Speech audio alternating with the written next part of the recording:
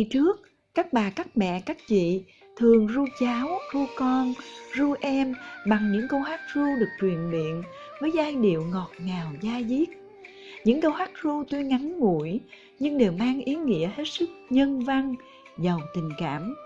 Hình ảnh nhân vật trong từng câu hát được mượn để miêu tả, ví von, thường rất đổi quen thuộc với cuộc sống thường ngày nên dễ nhớ dễ hát. Đây cũng là lý do để giải thích vì sao hát ru là dễ truyền miệng, từ bà sang mẹ, từ mẹ sang con, từ chị sang em, hình thành nên nét văn hóa độc đáo của người Việt như vậy. Trẻ em sinh ra được nằm trên nôi, trên võng hay được ẵm bồng trên tay đều thích được nghe các bà, các mẹ, các chị hát ru. Với riêng nó, không thể nào quên được hình dáng mẹ, đêm đêm dưới ánh đèn dầu, vừa may áo, vừa hát ru cho chị em nó ngủ. Đứa nhỏ nằm trong nôi, đứa lớn thì nằm bên cạnh mẹ. Với rất nhiều câu hát.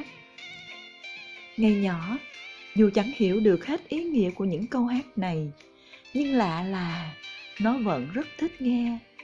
Nó thường đòi mẹ ru bằng câu: Âu chí dầu cầu vàng đóng đinh, cầu tre lắc léo gập ghềnh khó đi mẹ dắt con đi trường học. Âu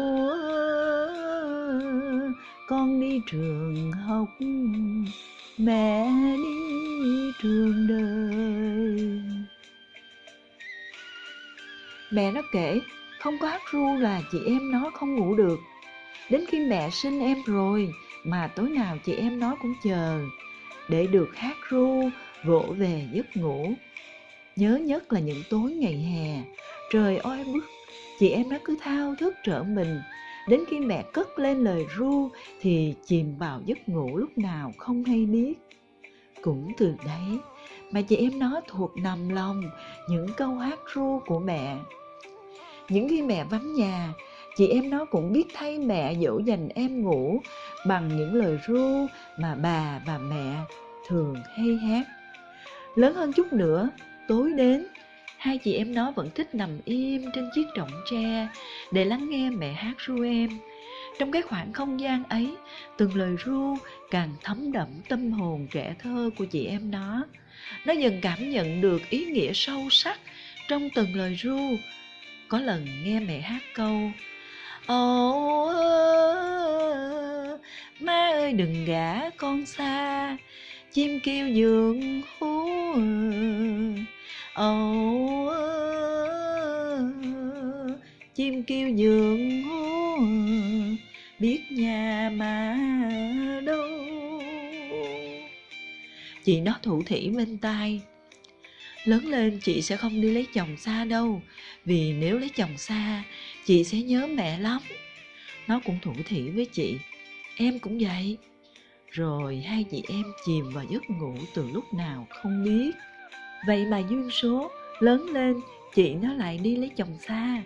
Ngày sinh đứa con thứ hai, nghe tin mẹ bệnh, chị buồn lắm nên hát ru con bằng câu hát: Ồ chiều chiều chim dịch kêu chiều, bâng khuâng nhớ mẹ. Ồ bâng khuâng nhớ mẹ, chính chiều ruột đau. Thằng cu anh hồi đó 6 tuổi, ngồi nghe mẹ hát ru lại thắc mắc: Chính chiều ruột đau là gì hả mẹ?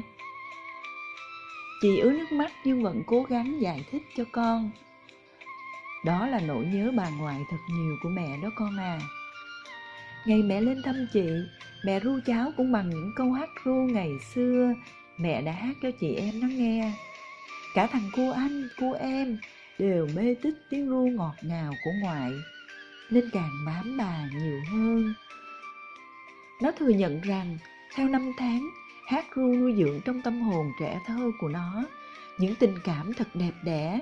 Đó là tình yêu thương ông bà, cha mẹ, thấu hiểu hơn nỗi lòng mong ước của ông bà cha mẹ.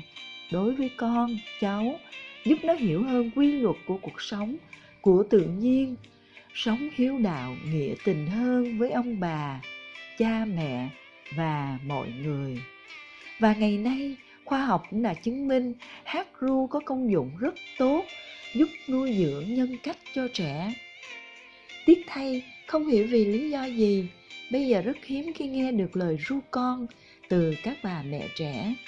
Nếu có, thì cũng là những bài hát ru được tải trên mạng xuống, rồi phát qua điện thoại cho con mình nghe. Và cũng đã từ rất lâu rồi, nó mới được nghe lại câu hát ru. Ồ, chi dầu cầu vàng đông đinh, cầu tre lắc lẻo. Ồ,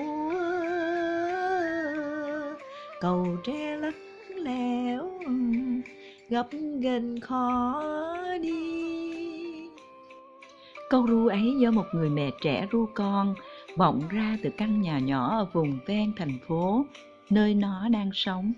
Bỗng dưng cồn lên trong nó cả một miền thương nhớ.